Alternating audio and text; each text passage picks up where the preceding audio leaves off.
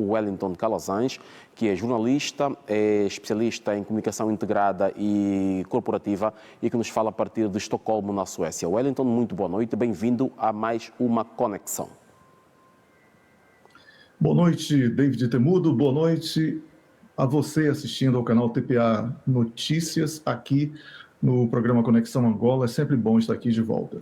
Contamos dentro de instantes, estamos a tentar a conexão com o professor Matias Pires, que também se vai juntar a nós.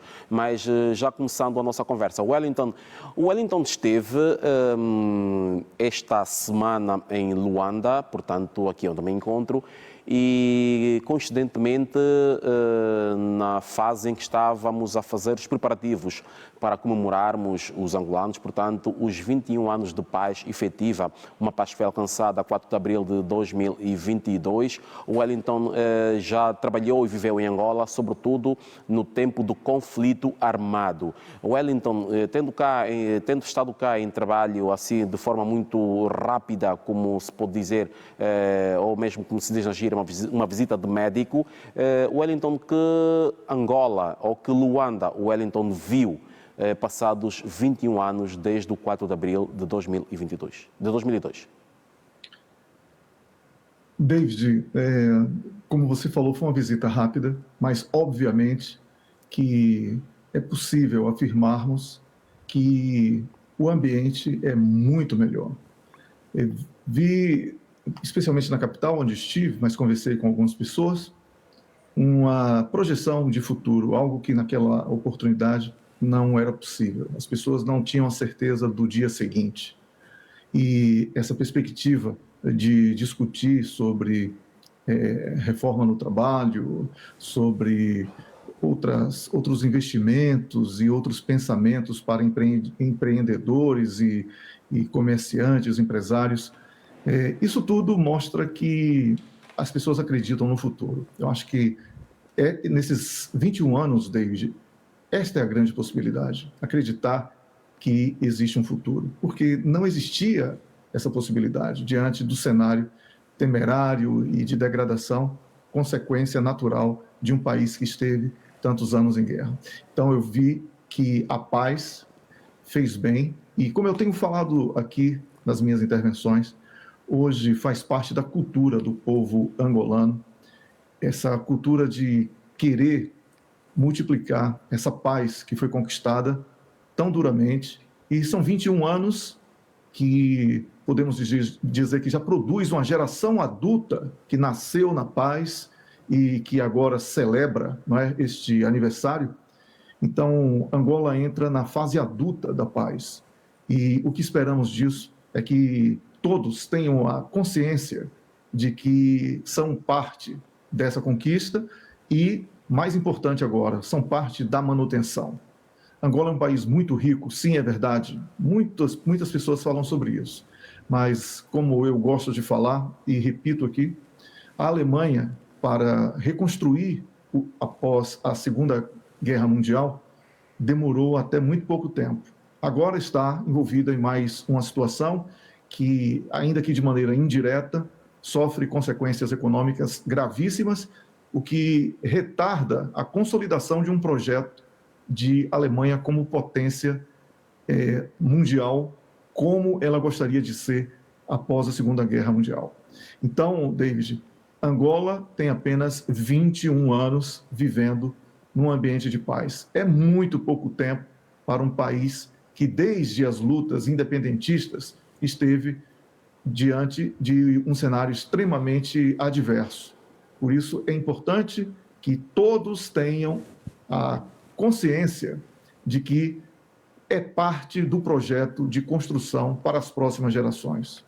E todos podem ter, sim, uma vida melhor se todos derem o seu contributo direto. Vi isso, vi muita coisa melhor, vi uma Luanda bem mais limpa, por exemplo, e espero que esse progresso, que é uma expectativa de todo o angolano, seja também revertido em conquistas sociais para que a tão comentada riqueza do país possa também atingir esses níveis de incremento econômico através da presença do cidadão como parte da economia e das riquezas do país. algo que também é um desafio que deve ser compreendido por todos, porque exige o sacrifício da reconstrução paralela a uma construção de novas condições de vida.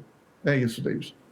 Wellington, Angola é agora de forma recorrente citada em vários palcos internacionais como exemplo de paz e reconciliação nacional. E é isso mesmo que Angola tenta passar para os seus parceiros, seus pares africanos, e com os esforços da diplomacia angolana levada a cabo pelo presidente João Lourenço, que é justamente uma diplomacia de paz e reconciliação, que lhe valeu o título de campeão da paz e da reconciliação pela própria União Africana.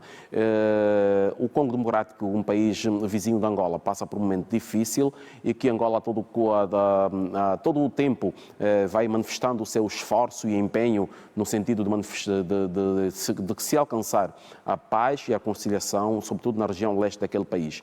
Wellington, ontem, dia 31 de março, foi o último dia que se devia observar para que o M23 começasse a fazer a retirada das localidades que ocupa, para que começasse o seu aquartelamento. Mas este deadline não foi cumprido e começa-se assim a complicar um calendário traçado pela União Africana, pela comunidade regional e aquilo que são os esforços de Angola. Wellington, variadíssimas vezes, quando a gente menciona o caso do conflito na RDC, a imprensa, sobretudo ocidental, cita influências externas, citando o Ruanda e o Uganda.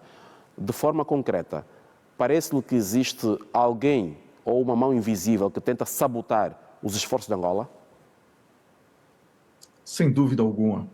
E culpar os países africanos que você mencionou, Ruanda e Uganda, é de uma má-fé enorme da imprensa ocidental.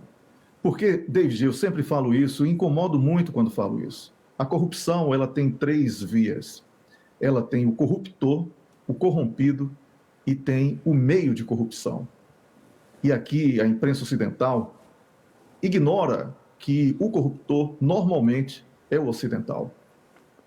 E essas riquezas que alimentam esses pequenos grupos de instabilidade, inclusive usando a legenda M23 através de mercenários, né, porque originalmente não são fundadores ou quadros do M23 que estão na sua plenitude sob o comando dessa legenda hoje, esses ocidentais que se escondem por detrás de países que eles elegeram como seus laranjas, Ruanda, que inclusive assumiu através do presidente da República, que usa mercenários, no caso de Moçambique específico, né?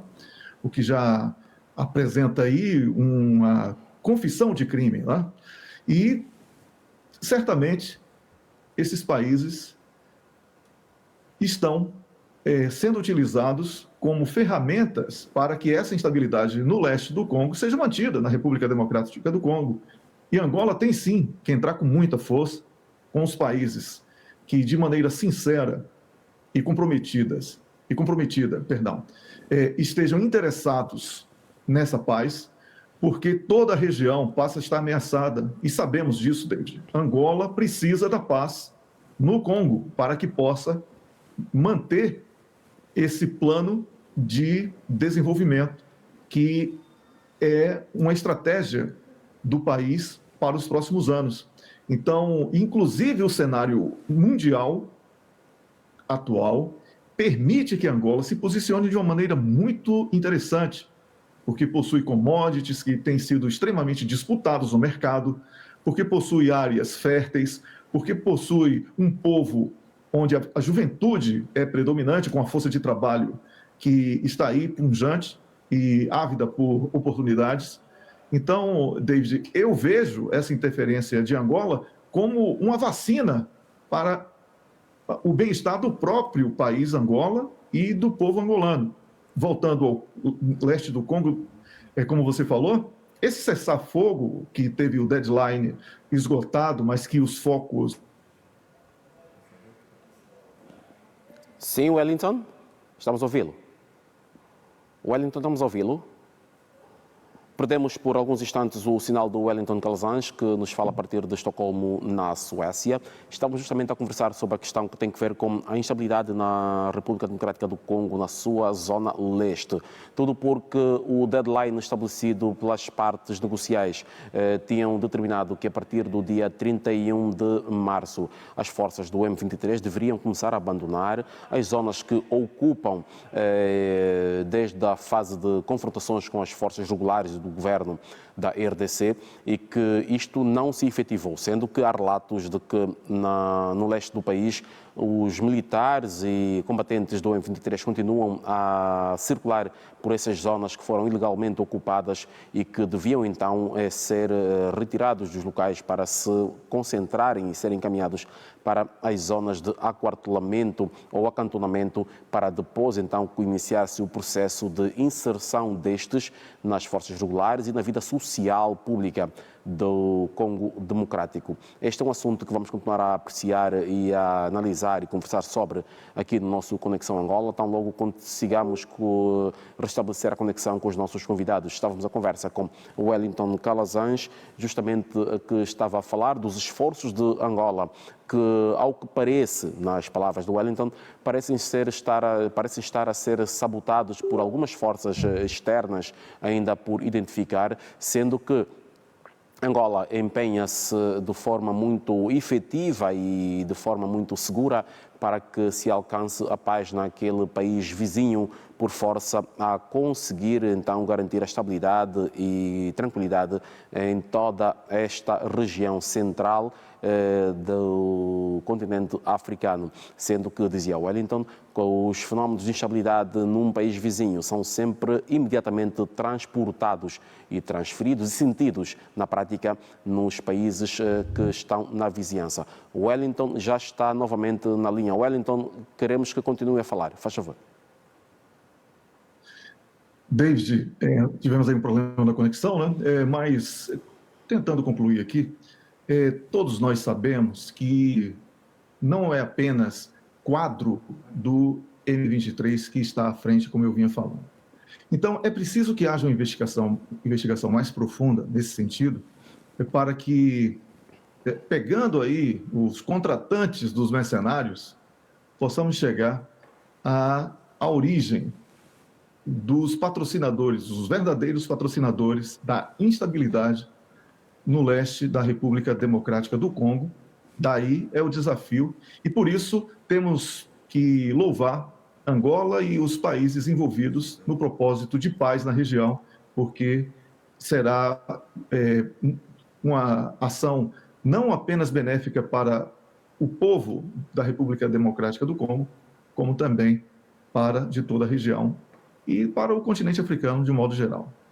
Wellington, diante da situação atual que se vive naquela região do Congo Democrático, depois de violações sistemáticas registradas ao cessar-fogo decretado e também agora que Angola aprovou o envio de uma missão de verificação e estabilidade para esta situação do acantonamento do M23, que ações estão a faltar ou que devam ser tomadas por Angola e também pelo Quênia, que é outro interlocutor neste processo, para que o processo caminhe e atraque a bom porto? David, Angola já está enviando homens para lá. Isso já é um esforço que precisa ser destacado, né? Porque é um grande feito, né? E são militares que estão indo com um propósito de pacificação. Então, as forças angolanas estão indo com um propósito muito positivo. Sobre o Quênia que você mencionou, o transporte de homens, 100 homens das Forças de Defesa Nacional do Burundi, né, essa semana, esse transporte foi feito através de forças de defesa do Quênia. Isso também é uma demonstração de que não é um contributo, como se diz, egoísta, que quer a propaganda para si e que tentam se utilizar da política para falar sobre paz apenas da boca para fora. Não, existe realmente um esforço. Mas aqui eu volto a destacar, David, esse esforço ele é também dos países que estão envolvidos nessa disputa. Você mencionou Ruanda e você mencionou outro país também aqui, Uganda, não é? E nós sabemos que existem interesses conflitantes entre esses países e a República Democrática do Congo. E isso faz com que essa situação ela seja extremamente difícil de ser resolvida. O esforço de Angola é o esforço possível. Como falei, é importante para Angola que essa paz seja estabelecida, porque sabemos as consequências danosas, não só para as pessoas que estarão em situação de fuga, porque essas são as principais vítimas, mas também do ponto de vista socioeconômico para Angola, que terá que acolher, né, pessoas em fuga. Então, é importante que haja uma sincera adesão dos países africanos nos propósitos de paz, que foram muito bem defendidos por Angola, mas, sobretudo, que a comunidade internacional, especialmente os ocidentais, possa abandonar o cinismo e que haja aí uma fiscalização mais rígida em torno de quem realmente leva vantagem diante da exploração clandestina das riquezas daquela região, David. Então vamos então aguardar pelos próximos desenvolvimentos, sendo que depois da aprovação do desenvolvimento dessa força angolana de 500 homens, entre os quais 125 mulheres, vai então embarcar para a RDC no sentido de trabalhar na verificação e manutenção deste processo de acantonamento dos militares e tropas do M23, no sentido de garantir que o processo prossiga e que então sejam alcançados os objetivos que são a pacificação do leste da RDC. Wellington, continua a marcar a atualidade internacional, a questão que tem que ver com o conflito que opõe a Rússia à Ucrânia, a Ucrânia à Rússia, a Rússia ao Ocidente. Esta semana, Vladimir Putin diz que, de facto, e é uma certeza, a Rússia está em conflito com o Ocidente. E diz mais que o seu país está a enfrentar uma crise existencial. Portanto, se não usar de todo o seu poderio para se defender, a Rússia pode deixar de existir. Exato, temos falado sobre isso, é o que chamamos de escalada. Você observa que novos atores são mencionados agora a todo instante. A Bielorrússia, por exemplo, já é citada como parte da guerra. Essa massificação do nome da Bielorrússia como parte da guerra faz parte da estratégia dos países membros da NATO para que a posterior provocação contra a Bielorrússia provoque uma reação contra um dos países membros e, com isso, toda a NATO possa justificar aquilo que já está escancarado, que é a presença dos países membros da NATO dentro desse conflito. O que vai acontecer é que temos uma Rússia como potência bélica, como potência nuclear, e não à toa a irmã do líder norte-coreano falou recentemente que o Zelensky ele estimula uma guerra nuclear. Ela sabe o que está falando, é a percepção de qualquer pessoa que tenha conhecimento sobre geopolítica e que tenha responsabilidade sobre o uso ou não uso de armas nucleares, porque não vai restar à Rússia nenhuma outra opção que não seja o recurso a armas nucleares, se essa investida da NATO, agora com a adesão da Finlândia sendo autorizada por todos os países membros, a Turquia, que estava vetando agora, aprovou no parlamento e essa aprovação foi ratificada por Recep Erdogan esta semana. Então, isso faz com que as fronteiras russas estejam ainda mais sob ameaça, com a NATO muito próxima, e com isso, David, não temos outra expressão que não seja escalada. É uma escalada o que está acontecendo. Os russos não irão permitir uma derrota a partir do uso de armas de longo alcance por qualquer parte dessa guerra. Duvido muito que saia a partir da Ucrânia. E o ambiente é o pior possível, né? Porque o discurso bélico ele ganhou agora contornos muito mais profundos sobre a questão que você mencionou aí, existencial. Né? Então, se um país se sente ameaçado na sua existência e ele tem recursos bélicos para a sua defesa, eu chamaria isso de escalada extremamente perigosa e irresponsável por parte dos países provocadores. A Rússia, ao contrário do que a imprensa ocidental diz, ela está como vítima, não é, do não cumprimento dos acordos de Minsk. Nunca podemos esquecer de citar os acordos de Minsk. Foi a partir dali, do descumprimento daqueles acordos, que Angela Merkel assumiu como apenas um entretenimento para que os russos perdessem tempo com aquilo. Mas a partir dali é que toda essa situação na Ucrânia foi iniciada o ano passado. E essa guerra está sendo muito perigosa para o Ocidente também do ponto de vista econômico. Então, agora vai ficar impossível para os países membros da NATO apenas uma participação como apoiadores psicológicos que enviam armas em defesa de uma paz. Não é? Um paradoxo extremamente interessante. Agora, eles vão ter que ser parte da guerra, vão ter que enviar homens para a guerra, vão ter que enviar soldados e mais armas. E isso significa escalada, e escalada com potências nucleares. Não podemos aqui achar que a situação é normal, David. É isso que eu tenho para falar. Obrigado, Wellington, por esse comentário inicial sobre este tema. Wellington, entretanto, também esta semana, portanto, na quinta-feira, o presidente Volodymyr Zelensky da Ucrânia fez um discurso para o Parlamento da Áustria. E a semelhança do que vem fazendo há um ano, um pouco por todo o Ocidente, desta vez não foi uma experiência bem sucedida, sendo que um dos partidos que compõe o Parlamento austríaco abandonou a sala. Portanto, a Áustria, tal como se sabe, é um país que opta pela neutralidade. O presidente do Parlamento austríaco fez questão de lembrar mesmo isto, de que disse que os discursos de Zelensky eram bem-vindos e que os austríacos deviam ouvir para depois tomar uma posição sobre apoiar ou não, mas a Áustria não toma qualquer posição. Mas estamos aqui a falar de um país ocidental e que começa a denotar de forma aberta uma ruptura quanto a este apoio ocidental para a Ucrânia. A posição da Áustria, ela é desde 1955 que tem sido essa, né? É um país neutro e o máximo que a Áustria faz nesses casos é apoio no processo de desminagem, ajuda humanitária e outras etapas que também estão presentes neste cenário de guerra.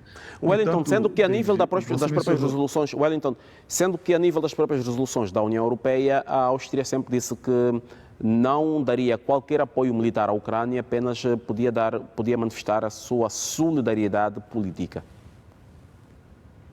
Exatamente.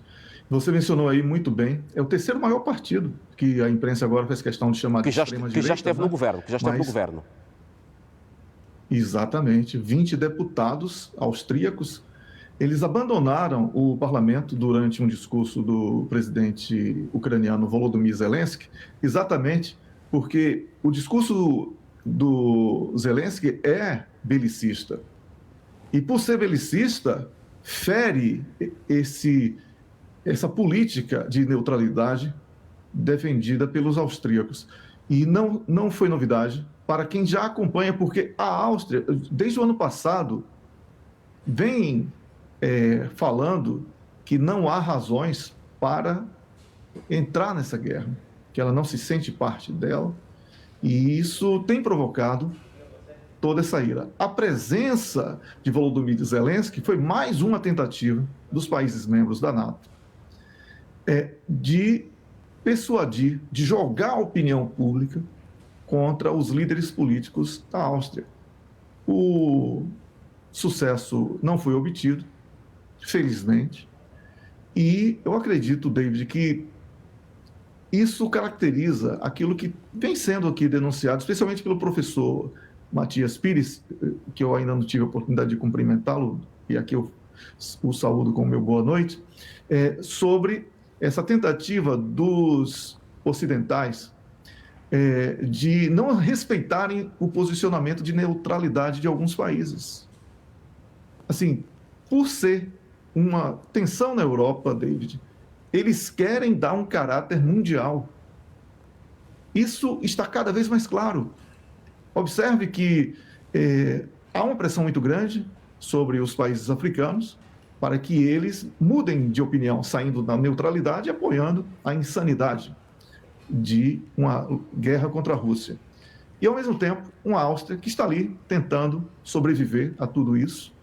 Ela é insistentemente, de forma recorrente, provocada a entrar nesse conflito. Então, acredito que tenha sido uma grande conquista do povo da Áustria e esperamos que outros países e outros povos percebam que, se não for dessa maneira, dizendo não, essa escalada que tem sido comentada aqui neste programa de hoje, que foi também opinião do professor Matias, ela tenderá a ser crescente e as consequências, elas são imprevisíveis, David. Papa Francisco deu um susto tremendo à população católica mundial e não só. Passou mal na última semana, na quarta-feira, depois de ter um início de dia normal de trabalho.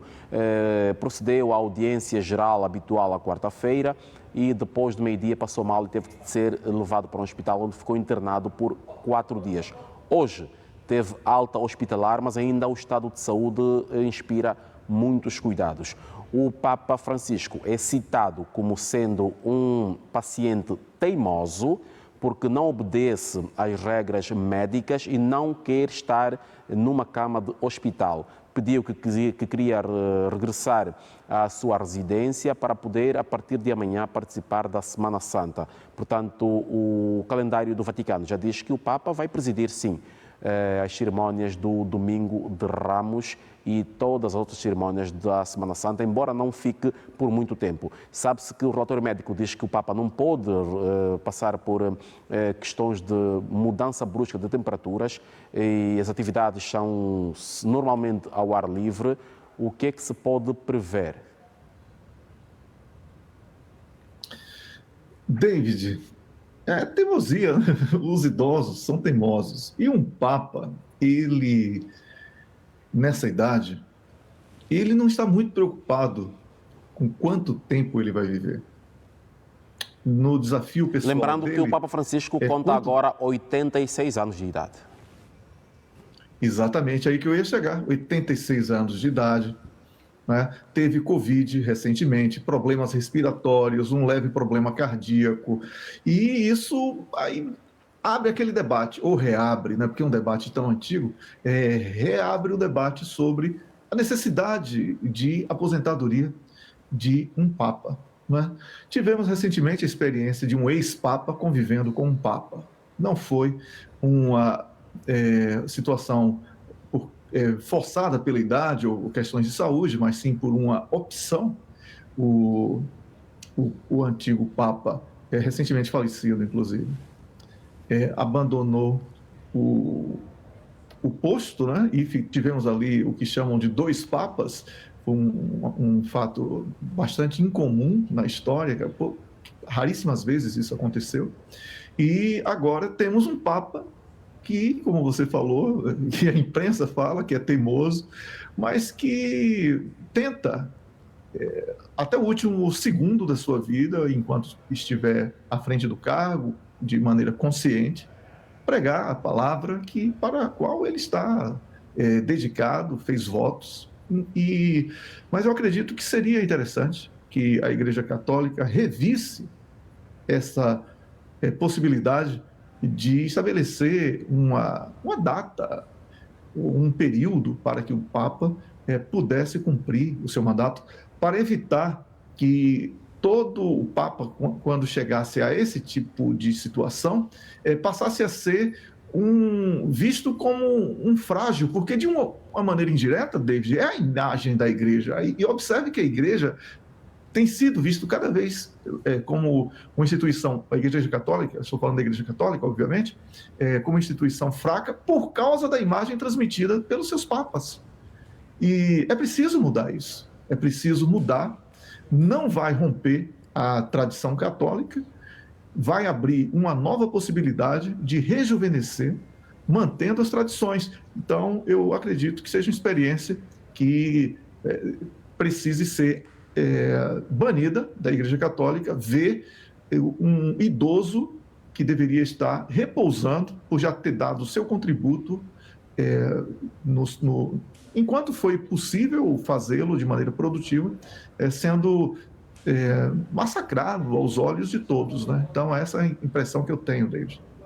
Obrigado, Wellington. Lembrando que uma agenda internacional espera pelo Papa Francisco já agora no meio do ano, quando tiver que presidir as Jornadas Mundiais da Juventude, que este ano vão acontecer em Lisboa, Portugal. Pedir ao Wellington que comente a questão da acusação de Donald Trump, que na próxima terça-feira deverá, de forma voluntária, comparecer a um tribunal em Nova Iorque. David, falamos aqui recentemente que se houvesse provas, essa acusação tinha que ser feita e o processo deveria ser encaminhado, porque não pode haver uma proteção a uma autoridade para qualquer tipo de crime que seja. No entanto, o próprio Donald Trump e grande parte da imprensa e sociedade nos Estados Unidos da América, todos estão falando sobre o uso político, uma ingerência na justiça para promover um desgaste de imagem. Então, David, atingimos um nível tão baixo na política norte-americana, e eu venho falando sobre a falta de representatividade no país, que o debate deixa de ser questões muito grandes, como guerras, instabilidade, crise econômica, quebra de bancos e um escândalo pessoal de um ex-presidente ocupa todo o espectro da comunicação social daquele país e do mundo, por extensão. Por isso, eu acredito que, de uma maneira ou de outra, quem perde aí é o debate político, porque os verdadeiros problemas deixam de ser debatidos, dando espaço a esse tipo de situação, que pode ser ou não uma perseguição política, pode ter sido ou não um crime, mas existem questões muito maiores que um país que se apresenta como uma grande potência do planeta jamais poderia estar alimentando, David.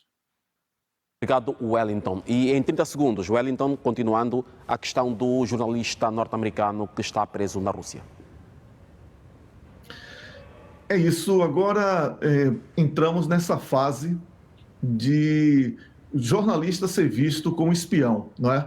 E isso não é uma exclusividade russa. Sabemos aí do caso de Julian Assange e outros jornalistas que estão envolvidos em situações semelhantes. Então, a profissão de jornalista passou a ser agora ou faz propaganda para um ou para outro, ou é parte de um ou de outro aos olhos do adversário. Eu vejo com muita preocupação tudo isso. É preciso que haja uma melhor avaliação sobre os limites da punição aos jornalistas, sob pena de impedirmos o contraditório que já está sob ameaça há algum tempo, David. Lembrando aqui que, quando do início do conflito Rússia-Ucrânia, Wellington foi dos que disse que a primeira vítima deste conflito foi justamente a imprensa. Wellington, estamos da palavra e peço-lhe que nos passe o seu positivo ou negativo da semana. David, positivo é que Angola continua firme e forte nos propósitos de paz no leste da República Democrática do Congo, e isso deve sim ser louvado. Inclusive, o dia 4 de abril está se aproximando e devemos fazer diretamente uma associação entre esta data, essa efeméride para os angolanos tão importante, né? E que sirva de referência positiva para todos os países africanos e não só. E o negativo, David, vai para o aprofundamento dessa guerra. Essa escalada é muito perigosa. A Rússia ter falado dessa maneira sobre a sua existência no planeta foi algo que ultrapassou qualquer tipo de frieza de um inimigo ou adversário russo. As coisas começam a ganhar um corpo muito perigoso e é preciso que encontremos aí um caminho para evitarmos o pior. É isso, David. Obrigado, Wellington.